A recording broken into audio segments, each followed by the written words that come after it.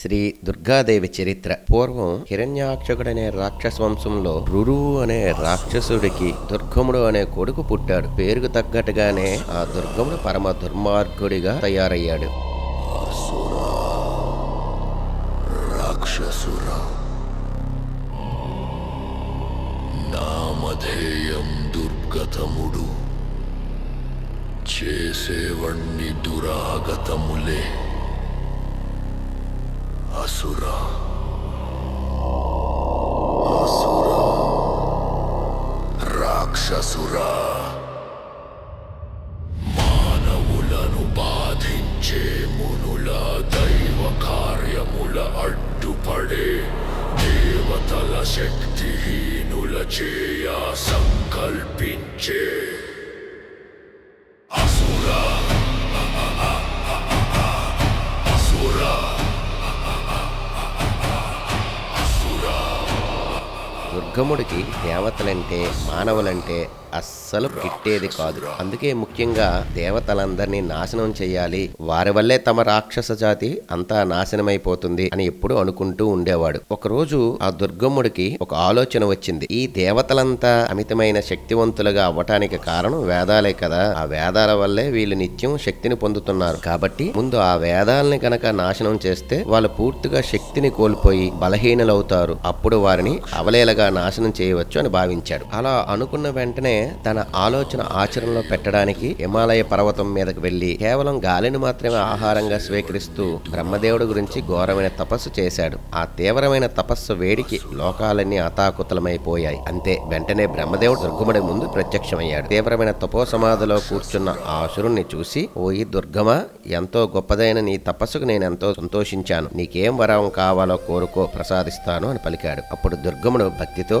నమస్కరించి ఇలా అన్నాడు, ఓ సృష్టికారక, ఎంతో గొప్పవైన వేదాలన్నీ భూలోకంలో బ్రాహ్మణుల దగ్గర, స్వర్గలోకంలో దేవతల దగ్గర ఉన్నాయి. నాకు ఆ వేదాలన్నీ కావాలి. ఆ వేద మంత్రాలన్నీ నేటి నుంచి నా ఆధీనంలోనే ఉండాలి. అంతేకాదు దేవతలందరూ నా చేతిలో ఓడిపోవాలి. ఇదే నేను కోరే కోరిక అని పలకగా తదాస్తు అని వరాన్ని అనుగ్రహించాడు బ్రహ్మదేవుడు. వెంటనే బ్రాహ్మణులు దేవతల ఆధీనంలో ఉన్న వేదాలన్నీ వచ్చి చేరాయి. అంతే, ఆనాటి నుంచి భూలోకంలో బ్రాహ్మణులంతా వేదాలని మర్చిపోయారు. అందువల్ల స్నాన సంధ్యలు, నిత్య పూజలు, హోమాలు, మంత్రాలు, జపాలు లోపించిపోయాయి. అంతా అల్లకల్లోలమైపోయింది. బ్రాహ్మణులంతా తమలో తాము, ఏమిటి వింత, అసలేం జరిగింది, వేదాలేవి మనకు గుర్తుకు రావటం లేదే, ఎందుకు ఇలా జరుగుతుంది, ఎవరు దీనికి కారకులు, ఈ వేద మంత్రాలు గుర్తు రాకపోతే మనం ఏం చేయగలం, మన ఆచార్య వ్యవహారాలన్నీ ఏమైపోతాయి, ఇప్పుడు ఏమిటి కర్తవ్యం అని ఆలోచించి సాగారు. ఇలా భూలోకంలో దుర్గముడి వల్ల ఎన్నో అనర్థాలు పుట్టుకొచ్చాయి. మరీ దుర్భరంగా దేవతల స్థితి కనిపిస్తుంది. నిత్యం భూలోకంలో బ్రాహ్మణులు చేసే వివిధ రకాల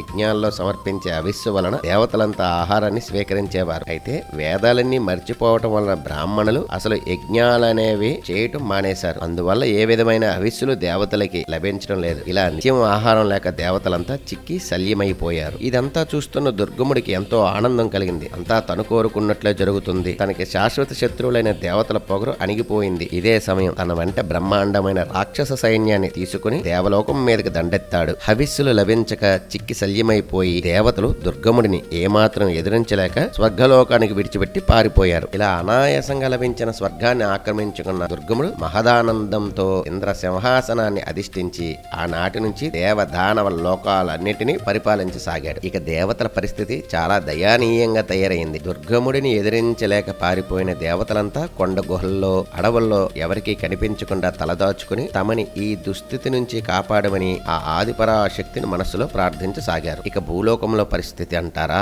మరీ దారుణంగా ఉంది. నిత్యాగ్నిహోత్రాలు, హోమాలు లేకపోవటం వలన వానలు కురవటం ఆగిపోయాయి. వానలు లేకపోవటం వలన నేలలన్నీ ఎండిపోయి బీటలు వారిపోయాయి. ఇటువంటి దుర్భరమైన క్షామం సంభవించటం వలన లెక్కలేనన్ని పశువులు, ఎంతో మంది మనుషులు మరణించారు. అప్పుడు వేదవేత్తలైన బ్రాహ్మణులు, ఋషులు, మునులు అంతా కలిసి పవిత్రమైన హిమాలయ పర్వతాల మీదకి వెళ్లి ఆ దుర్గా భవానీ దేవిని ఆరాధించాలని నిశ్చయించుకున్నారు. ఆ విధంగా దృఢ నిశ్చయంతో హిమగిరి చేరిన వారంతా కలిసి ఆకలి దప్పికలు మానేసి దీక్షతో ఆ దేవిని ధ్యాన పూజలతో సంతృప్తరాలను చేశారు. అంతేకాదు జగన్మాతని చాలా దయానీయంగా ఇలా ప్రార్థించారు, అమ్మా ఆపద్బాంధవి, ఆపద్బాంధవిమం ఉదయతో క్షమించు తల్లి,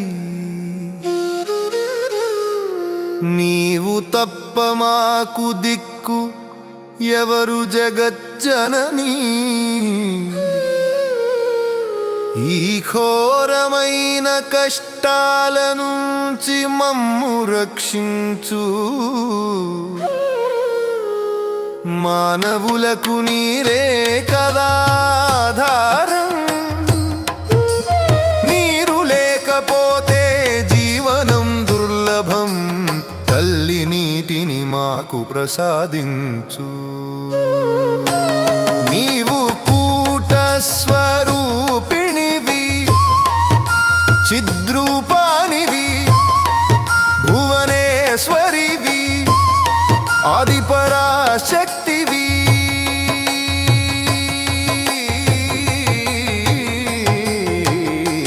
కాపాడు జగజ్జననీ,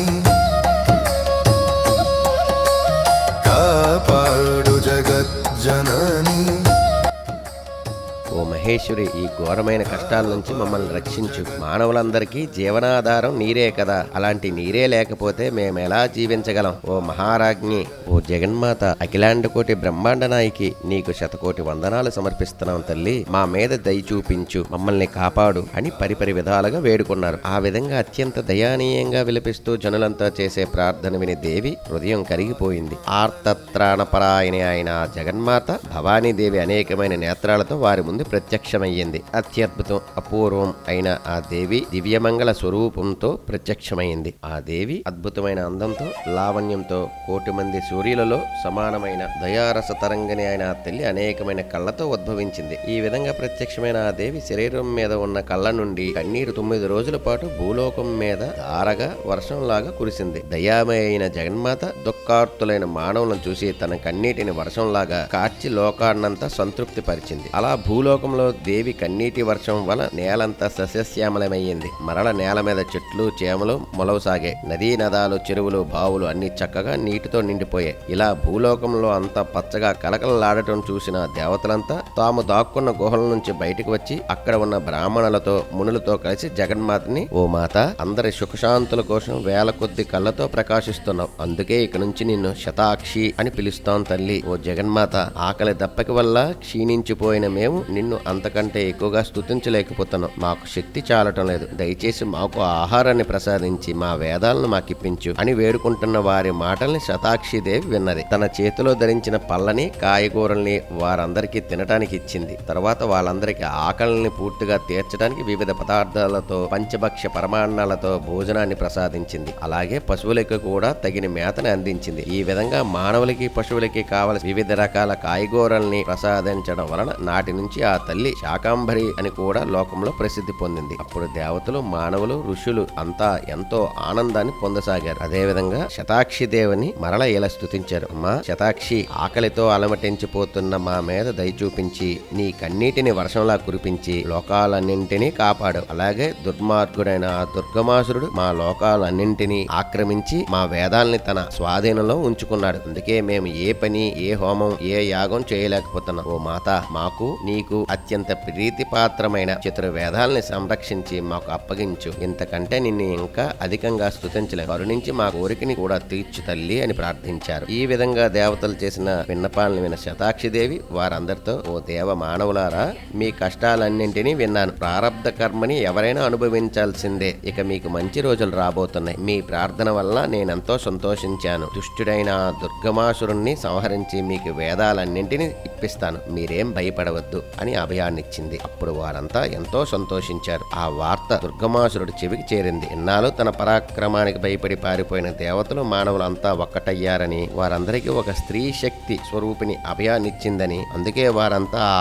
ఆనందంతో బహిరంగంగా తమ ఉత్సాహాన్ని ప్రదర్శించి ఇంతటి కోలాహలాన్ని సృష్టించారని తెలుసుకున్నాడు. వెంటనే అపారమైన సైన్యాన్ని తీసుకుని దేవి మీద యుద్ధానికి బయలుదేరాడు. ముందుగా దేవి చుట్టున్న దేవతల్ని, మానవుల్ని తీవ్రమైన బాణాలతో బాధించాడు. ఇలా దుర్గముడి శరాగతాలకు తాళలేక అంతా అమ్మా శివాని, భవాని రక్షించు రక్షించు అని పెద్దగా కేకలు వేశారు. అది విన్న దుర్గముడు మరింత రెచ్చిపోయి వారిని హింసిస్తుండగా వారందరినీ రక్షించాలని తన శక్తితో తేజోమైన ఒక దివ్య చక్రాన్ని వారి చుట్టూ రక్షణగా ఏర్పరిచింది. తాను మాత్రం దివ్యాయుధాలన్నింటినీ ధరించి ఆ చక్రానికి బయట యుద్ధ సన్నద్ధరాలై నిల్చుంది. అంతే, రాక్షస సైన్యం ప్రయోగించే ఆయుధాలేవి దేవతల్ని ఏమీ చేయలేకపోయాయి. దేవీ చేత సృష్టించబడిన దివ్య రక్షణ చక్రం వలన రాక్షసులెవరూ ఆ చక్రాన్ని దాటి లోపలికి రాలేకపోతున్నారు. ఇదంతా చూసిన దుర్గముడి ఆవేశం కట్టలు తెంచుకుంది. అప్పుడు తన రథాన్ని దేవి ముందుకు నడిపించాడు.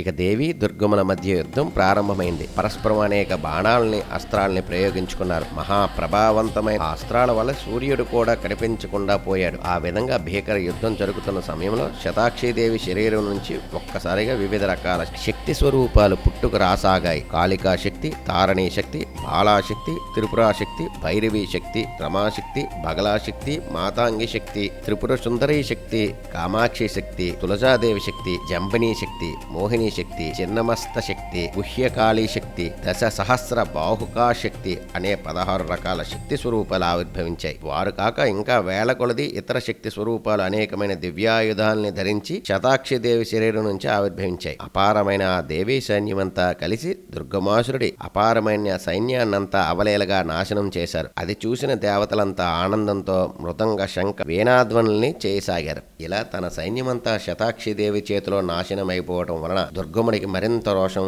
వచ్చింది. ఈ విధంగా 10 రోజుల పాటు గడిచాయి. 11వ రోజున ఆ దుర్గమాసురుడు దీక్షగా రక్తవర్ణంతో ఉన్న ఎర్రని వస్త్రాన్ని ధరించి ఎర్రచందనాన్ని బొట్టుగా ధరించి మహోత్సాహంతో యుద్ధరంగానికి వచ్చాడు. తన రథాన్ని శతాక్షి దేవి ముందుకు జరిపించాడు. దేవి దుర్గముల మధ్య ప్రత్యక్ష పోరాటం ప్రారంభమైంది. ఇలా కొంతకాలం ఆ పోరాటం చాలా భయంకరంగా కొనసాగింది. చివరికి శతాక్షిదేవి 15 బాణాల్ని సంధించి వాటిలో 4 బాణాలతో దుర్గముడి రథాన్నుకున్న 4 గుర్రాల్ని, 1 బాణంతో రథసారథిని, 2 బాణాలతో అసురుడు 2 కళ్ళని, మరో 2 బాణాలతో వాడి 2 భుజాలని, 1 బాణంతో వాడి కంఠాన్ని, మిగిలిన 5 బాణాలతో వాడి గుండెని ముక్కలు ముక్కలుగా చేసింది. అంతే, దేవి చేతిలో ఆ దుర్గముడు రక్తం కక్కుకొని మరణించాడు. వెంటనే ఆ రాక్షసుడి శరీరంలో నుంచి ఒక దివ్యమైన కాంతిపుంజం బయలుదేరి నెమ్మదిగా దేవి శరీరంలోకి ప్రవేశించింది. ఇలా ఆ దుర్గముడు దేవిలో లీనమైపోయాడు. దుర్గమాసురుడు ఆ విధంగా దేవి చేతిలో హతమవ్వగానే అన్ని లోకాల వారు ఆనందంతో పండగ చేసుకున్నారు. ఇక దేవతల ఆనందానికి అవధులు లేవు. ఓ తల్లి,